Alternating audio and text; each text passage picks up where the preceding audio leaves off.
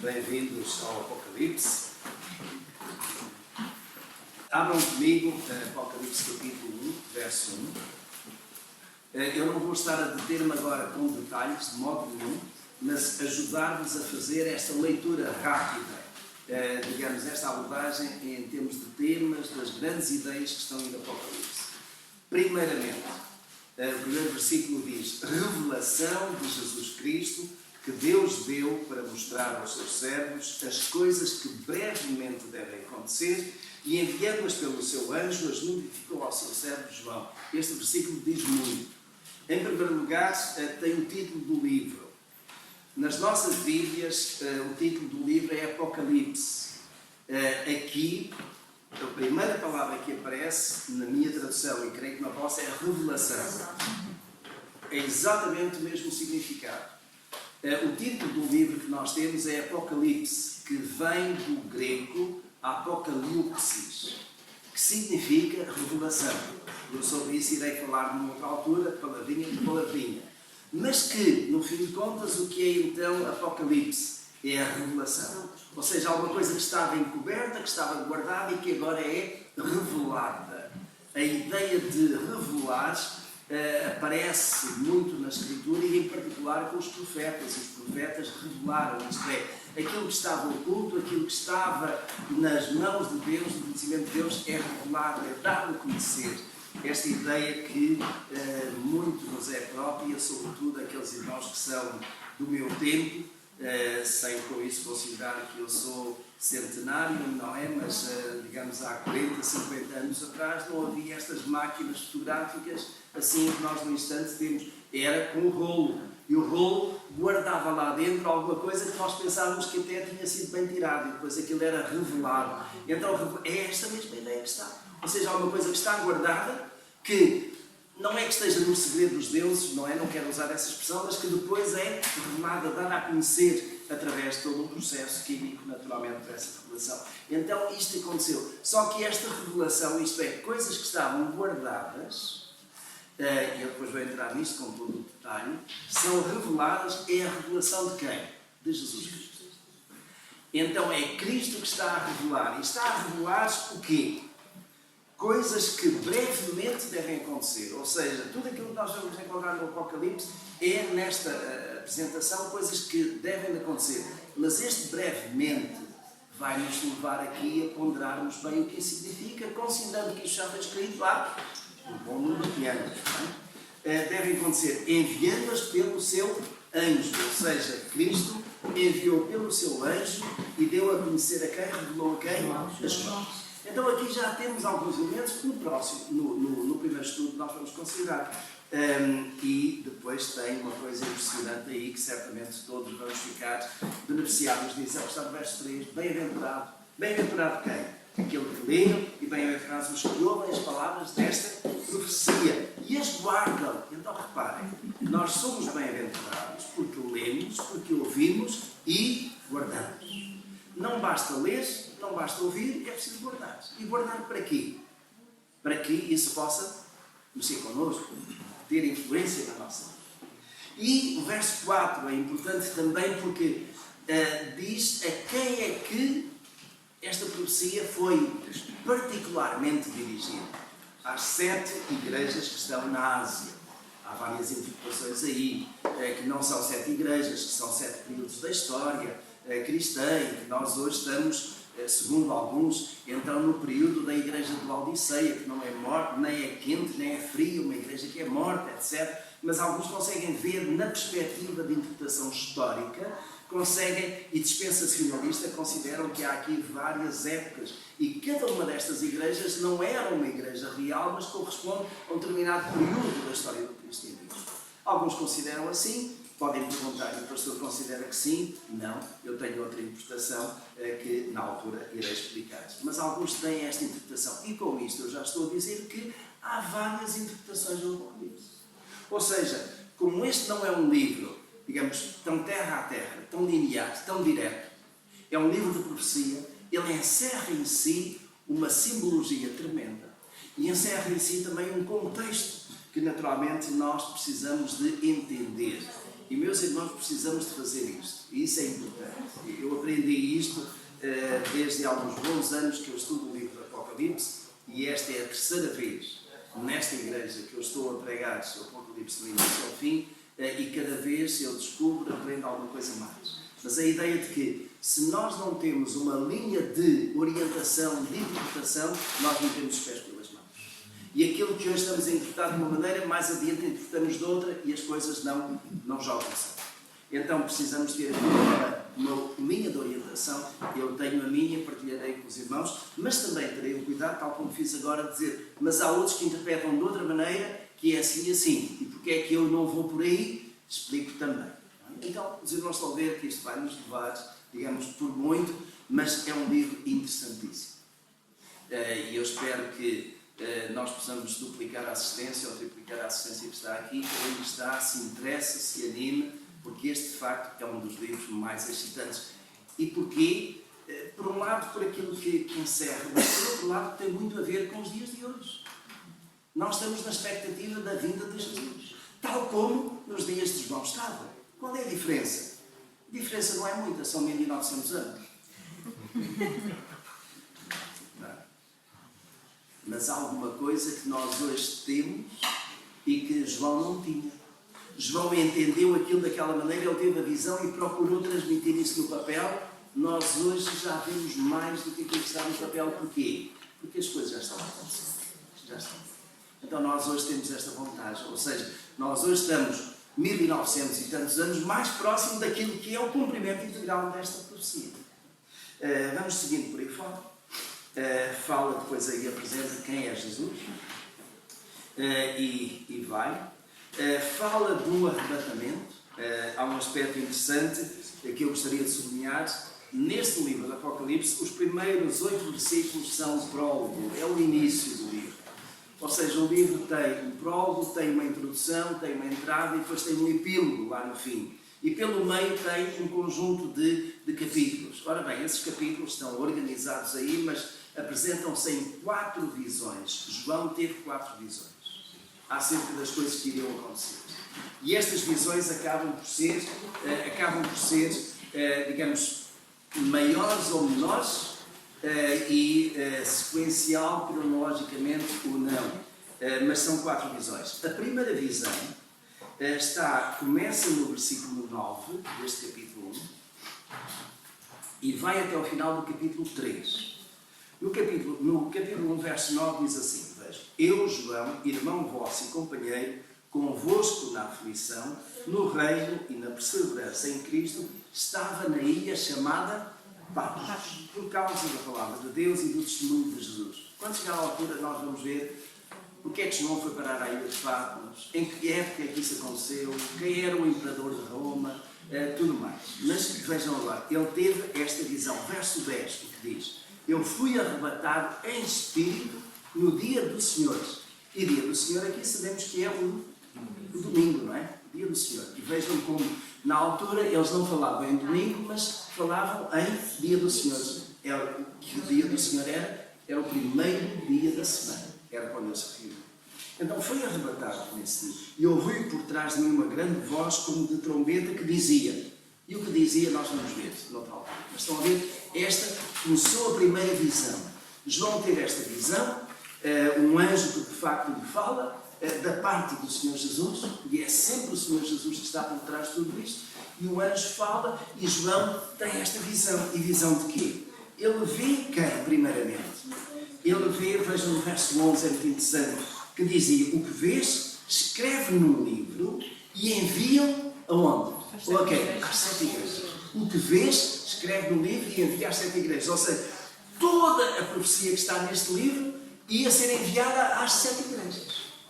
E a questão é, eram igrejas reais? Iam ser igrejas que, no fim de contas, não eram igrejas, mas eram épocas do cristianismo, com séculos de distância entre cada uma, ou com séculos de distância até aos dias de hoje? Não, eu creio que eram igrejas reais, igrejas que existiam naquela altura.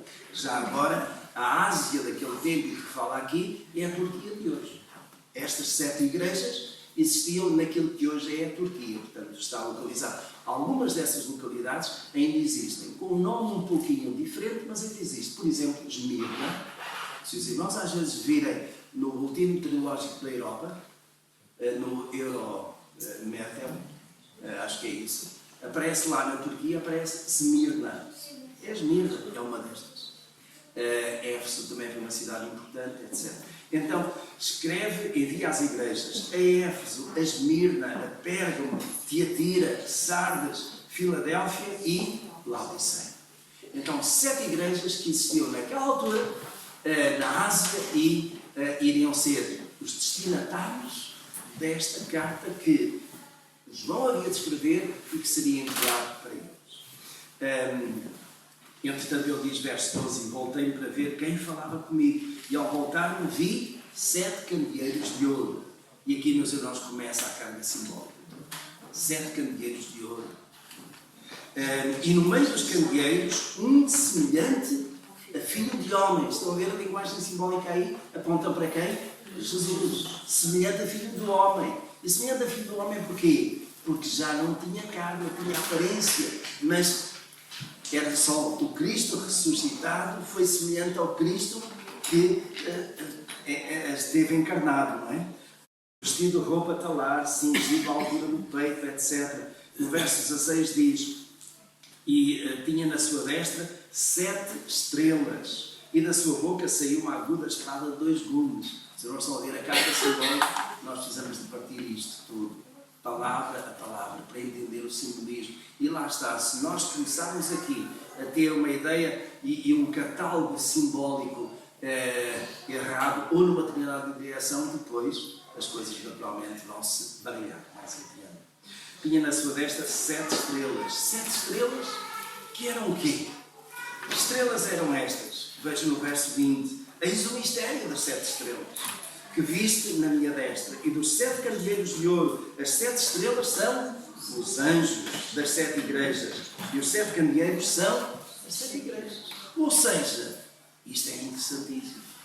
O Apocalipse, em algumas ocasiões, explica-se assim mesmo. Aparecem os símbolos, aparece uma linguagem simbólica que nós, se chegarmos ali e quisermos interpretar aquilo, temos que ter cuidado, temos que continuar a ler. E o livro do Apocalipse é bom que seja lido várias vezes de fio a pavio, porque só assim é que nós vamos conseguindo entrar em toda esta atmosfera e em toda esta riqueza. O capítulo 2 e o capítulo 3 são referências às 7 igrejas. E isto faz parte da primeira vida. Nós vamos ter para cada uma das 7 igrejas um estudo. Cada domingo vamos considerar uma 7 igrejas. É preciso tanto tempo para isso? É. Porque não importa apenas conhecer aquilo que era a igreja naquele tempo, mas que implicações tem hoje e como é que isso pode influenciar a nossa igreja, como é que pode mexer connosco, o que é que nós podemos aproveitar daí, os erros da igreja, aquilo que foram as bênçãos daquela igreja. Isto tem que ter impacto. Ou seja, das 7 igrejas, os irmãos depois no fim vão escolher uma e dizem: esta é a igreja que nós queremos para Matosinhos. Tá? É o desafio. E vão com certeza encontrar uma igreja que será a melhor. Esta foi a primeira visão. Chegamos ao final do capítulo 3, verso 22. E acabou a primeira visão. Estão a ver? Ora, capítulo 4, verso 1. E do capítulo 4, verso 1, vamos até, vejam só, até o capítulo 16. Isto faz parte da segunda visão que João teve. Verso 1 do capítulo 4. Depois destas coisas, olhei e eis que estava aberta uma porta no céu. E a primeira voz que ouvira, voz como de trombeta, falando comigo, disse: sobe aqui e mostrar-te-ei as coisas, veja, que depois destas devem acontecer. Depois destas quais? Daquelas correspondentes à primeira visão. Devem acontecer. E vai por aí fora. Ele diz, verso 2, imediatamente fui arrebatado em espírito, e eis que um trono estava posto no céu, e um assentado sobre o trono. E depois vai falar, e aparecem 24 tronos, e nós vamos ver o significado de tudo isto, não é? Porque há aqui uma carga simbólica tremenda, não é? Um mar de vidro, e depois, e os jovens gostam muito de nos dirigir também aí num canto que é o verso 11 do capítulo 4. Digno és, Senhor nosso e Deus nosso, de receber a glória, a honra e o poder, porque tu criaste todas as coisas e por tua vontade que existiram e foram criadas. Reconhecem este texto num dos cânticos que nós às cantamos? O Senhor é digno, não é? Digno de toda adoração. Depois aparece no capítulo 5 um livro que está todo selado, que está fechado. E João chora. Porquê? Porque ele olha para o livro e entende que o livro tem uma mensagem, mas que está tão selado, tão fechado, que ninguém consegue, a não ser um que é digno de abrir. E Jesus vem abrir esse livro, vai quebrar um selo, e outro selo, e outro selo, porque o livro tem 7 selos. E 7 é o número que nós devemos esperar que aconteça muito aqui. Porque 7 é o número da perfeição. Ou da perfeição. Então este livro está selado com 7 selos. Mas a abertura de cada um destes selos, isso vai nos levar também para vários estudos, a abertura de cada um destes selos traz uma mensagem. E uma mensagem que não é assim muito agradável, não é? Porque já ouviram falar dos cavaleiros do Apocalipse? Os 4 cavaleiros, cavalo preto, cavalo branco, amarelo, vermelho, estão aí, estão aqui, exatamente. Chegamos ao capítulo 7 e aparecem, provavelmente, já ouviram falar dos 144 mil, já? Quem lida com a sua Jeová, digamos isto, eles vêm com isso. 144 mil, quais são? Para os de Jeová são aqueles que vão para o céu. Mas nós vamos lá. Os outros ficam aqui com a sua casinha, com o seu carro e tal, com tudo mais, não querem ir para lá. Isso é só para os 144 mil. Quem são os 144 mil? Diz a Escritura aqui, 12 mil de cada tribo, de cada uma das 12 tribos, 12 vezes 12. Agora, vamos interpretar isso, vamos entender o que é isso, não é? Mas está aí. E depois tem um selo, não é? Aí, depois aparece aí uma grande multidão vestida de vestes brancas. Olha que coisa extraordinária. E o verso 14 diz: quem é esta multidão? De onde é que eles vêm? O verso 14 diz, já agora o verso 13, e um dos anciãos perguntou: estes que traz com as compridas vestes brancas, quem são eles? E de onde vêm? Capítulo 7, verso 13. Obrigado por terem falado. Verso 14 agora, respondi-lhe: meu Senhor, tu sabes. Disse-me ele: estes são os que vêm da grande tribulação. Lembram-se o Senhor Jesus, no final dos seus dias aqui, ter falado aos discípulos? Está lá em Mateus capítulo 24 e 25, já agora eu recomendo a leitura também, porque ela está muito ligada com este texto. Mas Jesus falou de uma grande tribulação. Não ficará aqui pedra sobre pedra, mas uma grande tribulação como nunca houve, nem jamais haverá. É esta. E essa grande tribulação faz com que toda a humanidade seja fortemente tocada, atacada. E a grande questão agora, meus irmãos, que anda, digamos aqui, nos círculos interpretativos do Apocalipse é: a Igreja passa pela grande tribulação ou não passa? Eu acho. Vamos ver aí, não é? Vamos achar aquilo que lá está, não é?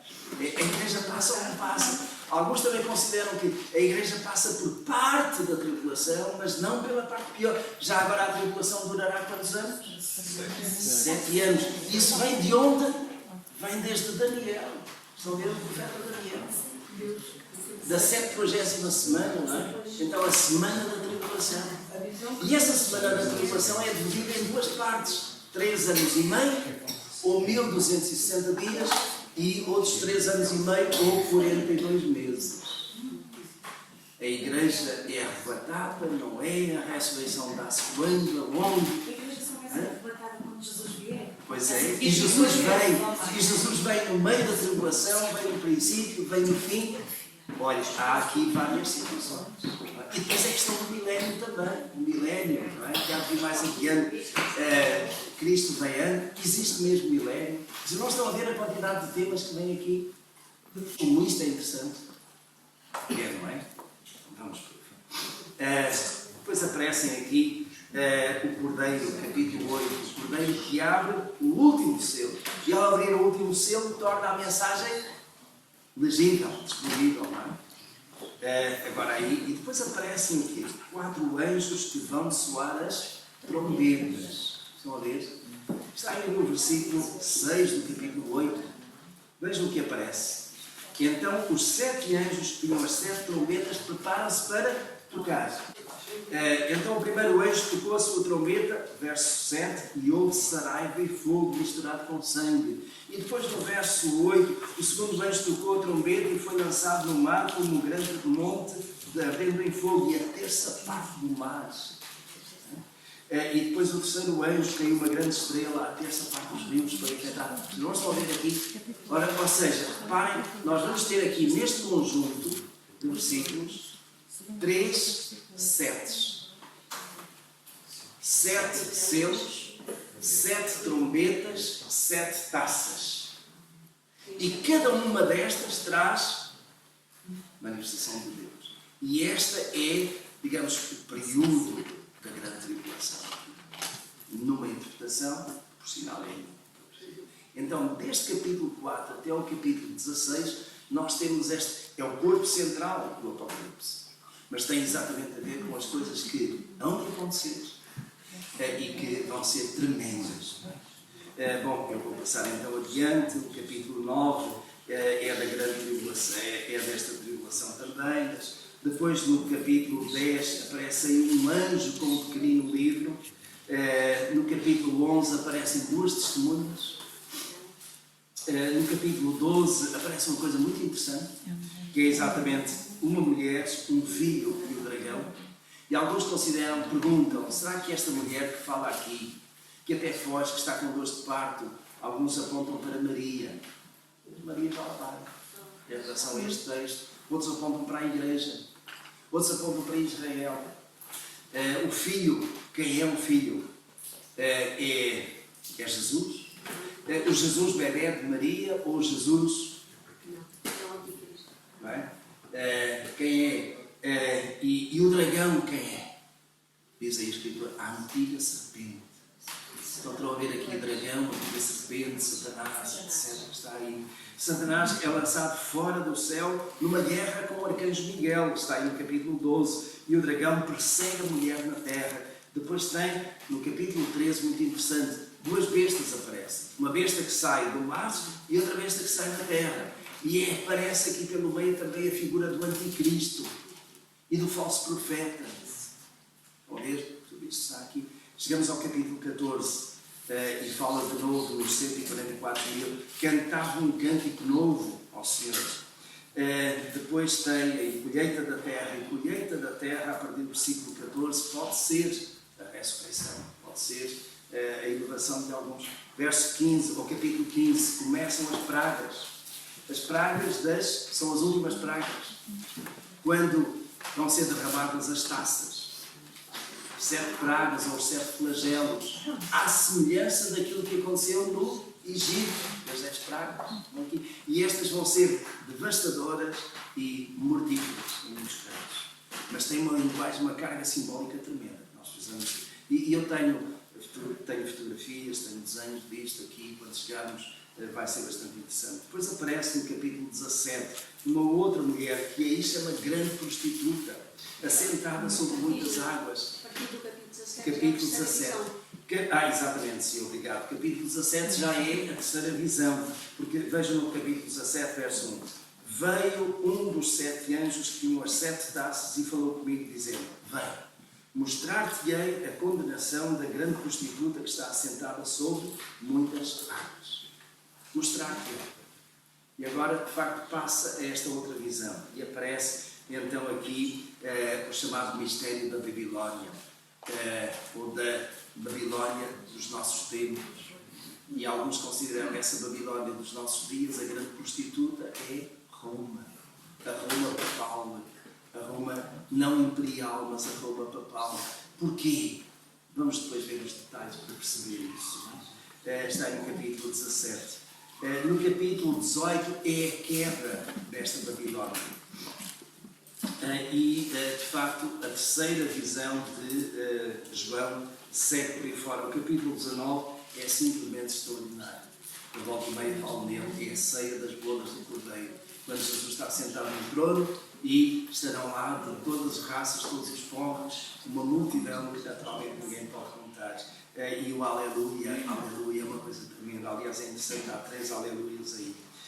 Mas vale a pena considerar isso. Depois vem, no final do capítulo 19, a besta e o falso profeta, que são lançados no lago de fogo. E a questão é, existe mesmo inferno? O inferno é real? O inferno é uma figura? É um estado? É um lugar? Nós iremos ver isso.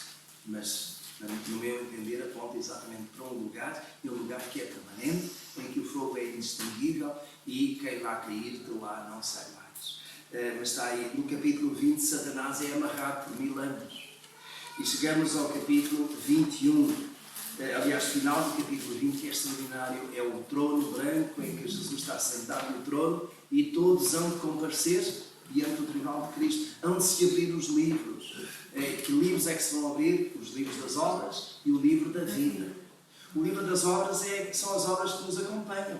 Mas o livro da vida é o quê? O nosso nome está escrito no livro da vida desde quando? Desde a nossa conversão.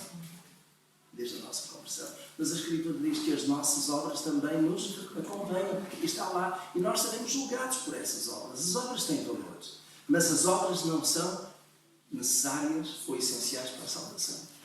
Agora, é aquilo que Tiago diz: tu tens fé e não tens obras. Eu te mostrarei a minha fé pelas minhas obras. Jesus falou dos frutos, não é? Uma árvore boa dá bons frutos, a árvore má dá bons frutos maus. Se nós formos enxertados, se nós formos transformados, então naturalmente vamos dar bons frutos, porque, digamos, é o amor de Deus que está implantado em nós e naturalmente que a nossa natureza mudou. Não é? Mas o livro da vida tem um nome de cada um de nós. Nas obras terá uma lista, não é? Mas aquilo que diz aqui é os livros das obras estão abertos. O livro da vida também. E cada um vai ser julgado exatamente por isso. Capítulo 21 é ainda desta visão que João tem o novo céu e nova terra. Novo céu e nova terra. E é interessante, se alguém pensa que esta terra, tal como está, vai continuar, depois de toda esta destruição do Apocalipse, está enganado. Porque nada disto está depois. Lá vão os testemunhos de Jeová todos. Lá vamos. Guardar a terra. Se nós podem ter a vossa casa, pode ser a casa mais bonita, mas não é nessa casa que vão passar a eternidade. Não é? Jesus foi preparar-nos um lugar e a nova céu e nova terra é de facto estar na presença de Deus. Não é? Então isso está. O verso 6 do capítulo 21 disse-me ainda, está cumprido. Ou seja, lembra-se do que Jesus disse na cruz? Está consumado. Está cumprido. Eu sou o alfa e o ômega, o princípio e o fim. Não é? Aquele que vencer herdará estas coisas e eu serei seu Deus e ele será meu filho. E vai por aí fora. E finalmente chegamos à última visão, que é no capítulo 22. Que aliás começa ainda no capítulo 21, mas o versículo 9. Capítulo 21, versículo 9 até ao final do 22. Diz assim: e veio os 7 anjos que tinham as 7 taças cheias das 7 últimas pragas, e falou comigo, dizendo: vem, mostrar-te-ei a noiva, a esposa do Cordeiro. Reparem, como é que tudo isto começou? Com a criação. Como é que esta criação de Deus vai terminar? Com o fim. E agora, novos céus e nova terra. Tudo se faz de novo, não é? É interessante. Um novo ciclo. Porquê? Tudo isto está contaminado. Se nós lembram-se lá em Gênesis capítulo 6, que fala do dilúvio, em que o primeiro mundo foi, por assim dizer, destruído pela água, mas depois diz, a seguir será destruído pelo fogo. E é aí que está. Então Deus vai fazer tudo de novo. Mas vai fazer de novo não apenas o universo, mas também nós, que já somos novas criaturas, não mais sujeitas ao pecado, e o capítulo 21 mostra isso. Nós nem teremos mais pecado. E se não teremos mais pecado, nem teremos mais possibilidade de pecados, podemos então ser levados para novos céus e nova terra, a presença de Deus, porque aí então não vai haver mais desobediência. E também porque, no capítulo anterior, o que aconteceu a Satanás? Já foi lançado no lago de fogo e enxofre. Ou seja, aquele que era o acusador, aquele que levou o ser humano, a humanidade à derrota, já não existe mais. Quer dizer, não existe, existe, só que está encarcerado para sempre. Não há mais possibilidade de tentação. Isso significa que nós então seremos santos e permaneceremos santos. E então seremos de facto a igreja do Senhor, a noiva. Está aí no verso 9, é interessante. Venho mostrar-te-ei a noiva, a esposa do Cordeiro. A noiva, a esposa do Cordeiro. A noiva tinha que ser pura para poder encontrar-se com o noivo. E só uma noiva, só uma igreja que é purificada pelo sangue de Jesus, completamente restaurada, poderia então chegar para... E então vem por aí. E verso 10. E levou-me em espírito a um grande e alto monte e mostrou a santa cidade, Jerusalém. E esta última parte é exatamente a descida de Jerusalém. A nova Jerusalém. Não aquela que está lá, porque essa pertence a esta terra que vai desaparecer. E depois tem aí no capítulo 22, o rio da vida. Tem também no versículo 2 do capítulo 22 uma coisa que estava lá no Gênesis e que foi impedida de ser acedida. Que é o quê? A árvore da vida. A árvore da vida volta a aparecer aqui outra vez. Talvez. Porque é que Deus colocou a árvore da vida? Para que o homem pudesse comer e viver eternamente. Mas agora não mais na condição de pecado, a árvore da vida volta a aparecer para que o homem viva eternamente, mas num estado de santidade e perfeição. Está aí. E diz no verso 3, e ali não haverá mais maldição, nela estará o trono de Deus e o Cordeiro, verão a sua face e nas suas frontes estará o seu nome. Nós iremos ver Jesus, face a face está connosco, face a face. E o verso 7 diz, eis que cedo vem. Bem-aventurado aquele que guarda as palavras da profecia deste livro e tem de falar. Então isto foi, digamos assim, estão a ver? Capítulo 9, 22. Agora vamos voltar ao princípio. Vamos voltar ao princípio e não iremos andar muito, mas um bocadinho ali às voltas de algumas ideias centrais. E aí já podem ver aquilo que vai acontecer. Quando nós nos abeiramos de qualquer texto bíblico, precisamos de saber primeiro 3 ou 4 coisas. A primeira delas é o autor. Precisamos saber quem é que escreveu. Uma outra é quando é que escreveu. Uma outra é a quem é que escreveu, o destinatário. E depois um contexto também em que esse livro foi escrito. E isso, digamos, é uma forma de nós nos colocarmos naquela realidade. É bom lembrar que o texto bíblico está sempre a séculos de distância de nós. E temos que fazer esse esforço para ir lá atrás. Portanto, não é um texto contemporâneo, escrito nos dias de hoje, em que nós conhecemos o ambiente das circunstâncias, temos que ir. Então, a questão, o autor.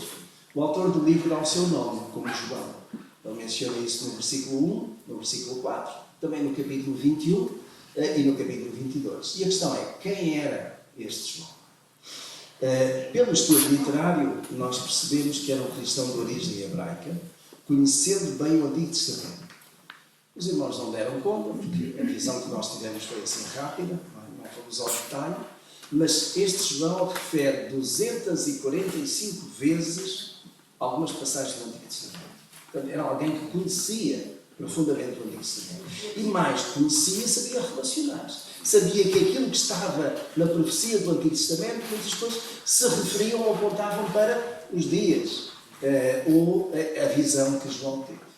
Ele era bem conhecido das igrejas da Ásia, está lá no versículo 9, quando diz assim, eu, João, irmão vosso e companheiro convosco na aflição, no reino e na perseverança em Jesus, estava na ilha chamada Patmos por causa da palavra e do testemunho de Jesus. Eu, irmão vosso e companheiro. E Paulo está a escrever esta carta, ou este livro, a quem? Às igrejas da Ásia, das quais ele era perfeitamente conhecido. A igreja dos primeiros tempos aceitou-o como sendo o apóstolo de Jesus. E ali, quando diz o apóstolo de Jesus, não era naturalmente o único, mas era um dos que estava mais chegados. E nós lembram-se, Jesus tinha 12, mas dentro desses 12 havia um círculo mais íntimo, de 3. Quais? Pedro, Tiago e João. Os mesmos três que Jesus levou lá para o monte, não é? Da transfiguração. Então esses três. Depois também diz o discípulo a quem Jesus amava. Não é que não amasse os outros, mas este amava de modo especial. Talvez porque fosse o mais novinho de todos, não é? Clama ser profeta. Está lá no capítulo 22, verso 9. E disse que o seu livro é uma profecia. A profecia deste livro. E sendo profecia, isto também nos tem que levar a olhar para este livro não de uma forma narrativa. Quando nós temos um livro como o Evangelho de Lucas ou de Atos dos Apóstolos, e Lucas diz isto logo no início, no prólogo do Evangelho de Lucas, ele diz que procurou toda a informação e procurou então apresentá-la cronologicamente. Ele fez essa pesquisa, então o que ele está ali a relatar é um conjunto de factos que aconteceram e, portanto, ele usa uma linguagem que naturalmente é narrativa. E essa linguagem não pode ser interpretada figuradamente, tem que ser interpretada à letra.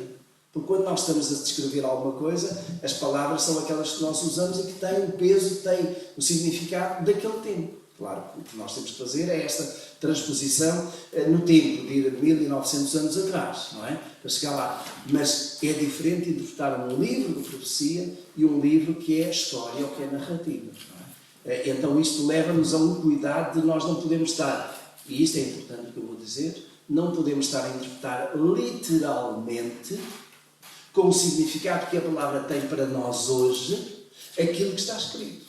Ou a maior parte daquilo que está escrito. Há uma linguagem simbólica aqui, não é? Então, o slide seguinte, já vimos acerca do autor, portanto é João. Quanto à data, quando é que este livro foi escrito? Isso é importante. Certamente quando Domiciano era imperador de Roma. Ora, Domiciano foi imperador de Roma dos anos 81 a 96 depois de Cristo. Há um período de tempo. A última década do primeiro século é geralmente aceito, ou seja, ali a partir do ano 90. A partir do ano 90, 91, 92, 93, 94, até 95, é perfeitamente plausível considerar a data deste livro. Ou seja, meus irmãos, em relação a todos os demais livros do Novo Testamento, nós estamos a que distância? Em relação a Jesus, estamos a quantos anos de distância de Jesus? 60 anos. Não, em relação à data do livro. 60 anos. Jesus já tinha morrido há 60 anos. Onde é que estava Paulo? Já tinha morrido. Onde é que estava Pedro? Já tinha morrido. Este seria o último ou dos últimos apóstolos vivos. Então é no final. Há toda uma circunstância envolvente aqui em termos doutrinários e filosóficos também, que é importante. Durante este tempo, João, o apóstolo de Jesus, que havia sido presbítero em Éfeso, já lá vamos ver, ele foi presbítero quando? Dos anos 85 a 96, da era cristã. Ele foi desterrado para a ilha de Patmos. Se irmãos querem ver como é que nós descobrimos isto aqui, um pouquinho. Venham um pouquinho mais atrás e tem aí 3 cartas escritas por João, não é? Primeira de João, segunda de João, terceira de João. Vejam, por exemplo, na segunda carta de João, logo no versículo 1, quando ele diz: o ancião, algumas traduções talvez tenham presbítero, mas o significado é o mesmo. Ou seja, é o líder, era o líder da igreja, o líder espiritual. O ancião, a senhora eleita e a seus filhos. E este ancião é João. Na terceira carta de João, logo a seguir, diz: o ancião ao amado Gaio. Ora, nós sabemos que estas cartas foram escritas já no fim do ministério de João, quando ele estava em Éfeso, e, em particular, antes de ter sido desterrado para Patmos. Porque a indicação que nós temos é que ele foi desterrado para Patmos e depois disso não há mais retorno. Estas cartas foram escritas quando João era presbítero, um ancião, em Éfeso.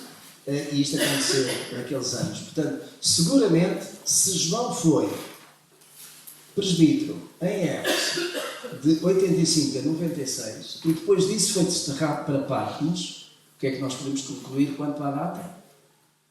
Muito possivelmente terá sido escrita no ano, qual é o ano que encaixa melhor ali?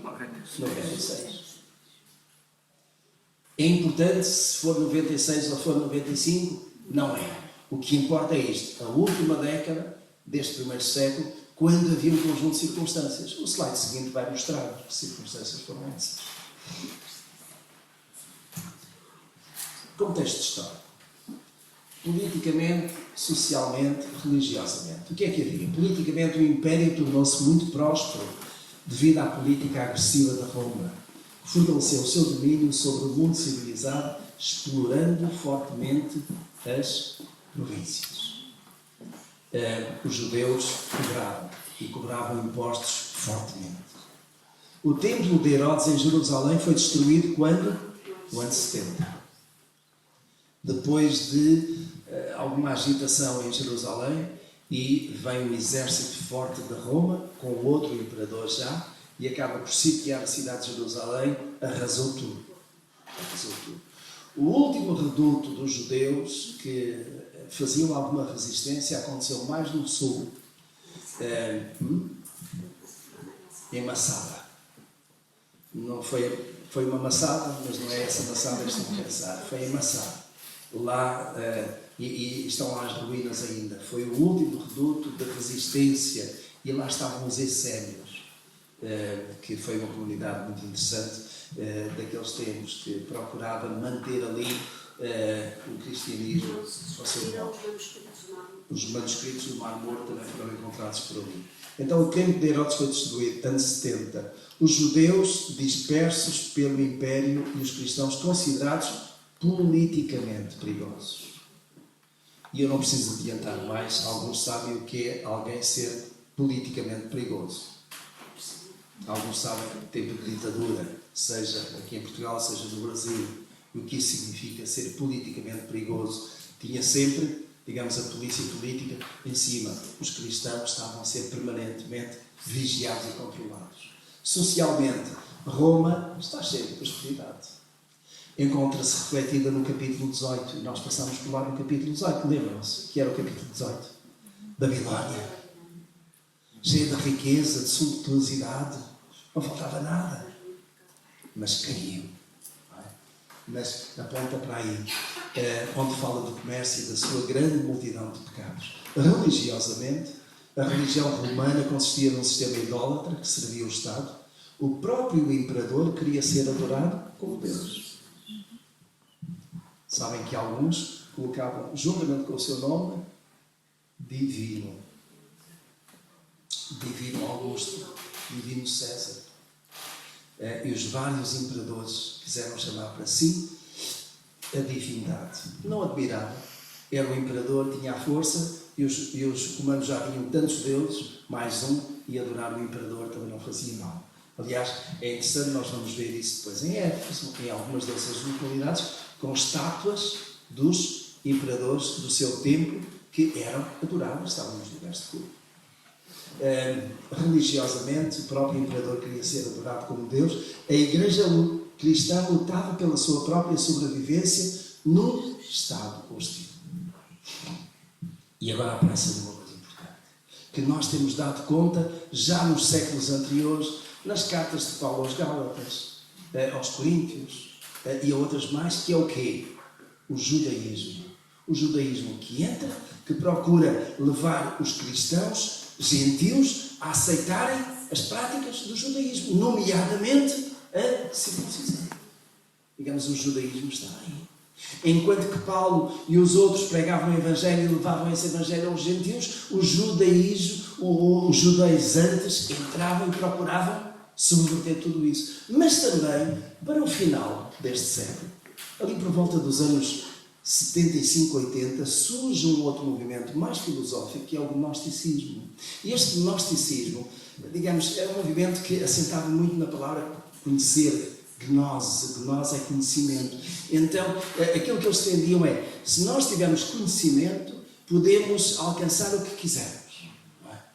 Porque pelo conhecimento nós conseguimos ter independência. Mesmo que seja o conhecimento de Deus, mas para além do conhecimento de Deus pode ser outro conhecimento, endeusavam, por assim dizer, o conhecimento. E este gnosticismo vai entrando nas igrejas também. E por isso mesmo Paulo, numa das suas cartas, batalha bem com esta questão do conhecimento, não é? Da ciência. Alguns cheios de ciência, cheios de conhecimento, cheios de gnose. Mas o que era isso? Não conheciam Deus. Não conheciam Cristo. Slide seguinte. Perseguição iminente. Durante os 3 primeiros séculos houve perseguições, a maioria das quais locais. E vejam, tem ali alguns dos imperadores. Lembram-se de Nero? O Nero era mesmo maluco. Uma das coisas que ele fez foi mandar incendiar Roma e passar a culpa para os cristãos. Isto, digamos, é conhecimento geral. Domiciano, ano 95, lançou uma perseguição tremenda.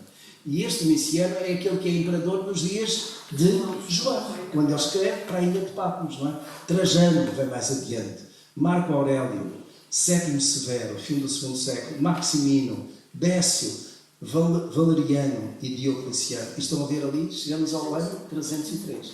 Pouco depois destes imperadores aparece um que é Constantino. E o que é que Constantino faz? Contrariamente a todos os que o antecederam, Constantino diz que tem uma visão e, a dado passo, quando ele estava para ir para uma batalha, ele diz que teve uma visão de um sinal da cruz e que viu escrito ali uma frase: por este sinal vencerás. E Constantino vai para a batalha, mandou o seu exército para a batalha, ganhou, e então, porque ganhou, ele atribuiu essa vitória a quem? A Cristo que estava com ele. A partir daí, ele declarou que a religião oficial do Império era o cristianismo. Todos aqueles que não fossem cristãos passariam a ser perseguidos. Conclusão: eu também quero ser cristão. Conclusão: várias conclusões daqui. Os batismos que eram feitos somente para crentes e às vezes basta um certo secretismo e de alguma coragem, não era lançar para a piscina com os tubarões, mas era preciso ter coragem para aguentar tudo isso, passou a ser eu quero também. E é nesta altura aqui, 4º século, que o batismo passa a ser por imersão, mas também por expressão. Ou seja, eram multidões que vinham. E como é que essas multidões eram batizadas? Não era como nós fizemos hoje. Um balde com água, lançou. E batizou logo 100, 200. Venham mais. E o batismo passa a ser alguma coisa que é completamente desvirtuada. Se não estão a ver, a história traz-nos tudo isto. Uma estratégia de Satanás. Foi uma estratégia de Satanás. Para quê? Para enfraquecer por dentro o cristianismo que... E isto os irmãos não sei se dão conta. A história das últimas décadas tem mostrado isto. Nos países onde o cristianismo é perseguido, ele é firme, convicto e ele prolifera. As igrejas subterrâneas. A China está cheia disso. A Coreia do Norte tem estado cheia disso também. Sabem como é que o Evangelho chegou à Coreia do Norte nestes últimos anos? Através de balões que descarregavam Bíblias. E a fome era tal que eles pegavam naqueles balões com aquela carga, com aquelas Bíblias que distribuíam, porque a Bíblia era proibida. Aliás, falava-se, no caso da China, a mesma coisa, a chamada Bíblia chinesa, a Bíblia de Mao Tse-tung, que era aquele livrinho vermelho, com os dizeres de Mao Tse-tung, essa era a Bíblia que era permitida. Bíblia, a sério, Bíblia como nós temos, não entrava na China a não ser e quem diz na China diz na Rússia, na antiga União Soviética. Alguns irmãos talvez tenham lido livros do irmão André, o contrabandista de Deus, como ele penetrou naquele mundo oriental da cortina de ferro com muitos livros. Meus irmãos, a igreja perseguida não era muito diferente do que era na altura. A guerra aberta contra os cristãos foi declarada pelo governo imperial, tendo por base as seguintes acusações. Vejam, e é muito interessante nós olharmos e olhar para estas acusações, porque elas eram constantes, mas revelavam também o tipo de cristãos que havia naquela altura. Vale a pena ver. Isto não vem diretamente na Bíblia, mas vem onde? Os escritos que se encontram na Biblioteca Imperial de Roma, etc. Vejam, O cristianismo era considerado religião ilegal porque se mostrava proselitista ao procurar tornar cristãos os outros povos. Isto mais não era do que Mateus 28, não é? A grande comissão. Segundo, o cristianismo era uma religião exclusiva, pois os seus fiéis recusavam-se a participar na vida social e dos costumes pagãos. Isto diz alguma coisa? Aquilo que eram festas pagãs, os cristãos não participavam. Aquilo que eram paródias de Coliseu, de Roma, etc., os cristãos não iam. Porquê? Aquilo não era para eles. Os meus irmãos dizem-nos alguma coisa. Nós também não devemos participar naquilo que é claramente pagão, aquilo que é satânico, não é? Podemos dizer isso. Seguinte, ainda há acusações. Eram acusados de toda a sorte de iniquidades, cultos secretos à noite, e era tal. Alguém já esteve em Roma? Já visitaram, quem esteve, visitaram alguma das catacumbas de Roma? Sim. O que eram as catacumbas? Eram os cemitérios, digamos, a uma distância considerável do centro da cidade, aonde os cristãos iam à noite para se reunir, para poderem estar tranquilamente, porque sendo cemitério ninguém queria ir lá. Os cristãos iam porque não tinham medo dos mortos, tinham medo era dos vivos, claro. Mas iam e ali se reuniam. Então, acusados de cultos secretos à noite. Agora notem outra coisa também. Profundo amor. É um historiador de destes imperadores que foi mandado investigar, infiltrar-se entre as comunidades cristãs. E ele vem com este relatório para o imperador acerca do amor da vivência. E ele depois diz: vede como eles se amam. Esta é uma frase lapidar. Vede como eles se amam. Ou seja, uma característica fundamental dos cristãos daquele tempo era o amor. O amor estava enraizado, fazia parte. Não era coisa de boca. Eles amavam-se uns aos outros como Cristo, prontos a dar a sua vida uns pelos outros. Não é? Profundo amor entre eles, o que para os romanos era suspeita de práticas luxuriosas. Os cristãos negavam-se a ir para a guerra por duas razões. A iniciação dos soldados incluía o culto dos ídolos do Estado e o uso de insígnias idólatras no uniforme. E os cristãos não queriam, naturalmente, ter isso. Em segundo lugar, porque Cristo recomendava meios pacíficos. Pronto, esta era uma forma mais pacifista de levar as coisas, não é? Pela paz e não pela guerra. Mas, quinto, devido ao seu entusiasmo em viverem o cristianismo autêntico, os cristãos eram tidos por fanáticos. Ainda hoje. Quem é cristão que assume, como é que os familiares nos tratam? É fanático. Agora viram fanático, não é? Agora viram fanático.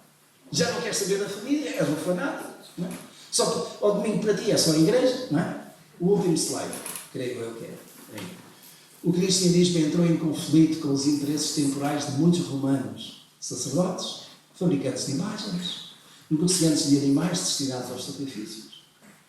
Alguns irmãos já foi a Fátima? Quando era pequenino. Já viram como aquilo que era? Foi uma pequenina aldeia com umas azinhadas, não é? Lá no monte, o que é hoje? O comércio que está ali. Quanta santaria, quanta bonecada tem ali. Desculpem eu falar assim, mas não consigo falar. Eu fui a Fátima quando eu tinha 15 anos ou 16 para cumprir promessa. O que nós vemos hoje não é diferente, não é? Ali. E os cristãos foram então, digamos, acusados disso. Os cristãos negavam-se a adorar o imperador. Foram culpados de todas as calamidades que sobrevieram ao império. Em um dos casos foi Nero. Lançou fogo, ou mandou lançar fogo a Roma e culpou os cristãos para os perseguir melhores e acabar com eles. E este é o fecho para hoje. Perante também a situação aflitiva, haverá alguma esperança para os cristãos quando estes são exilados, martirizados, mortos, destituídos das suas propriedades só pelo facto de não negarem a sua fé? Deus responde no Apocalipse.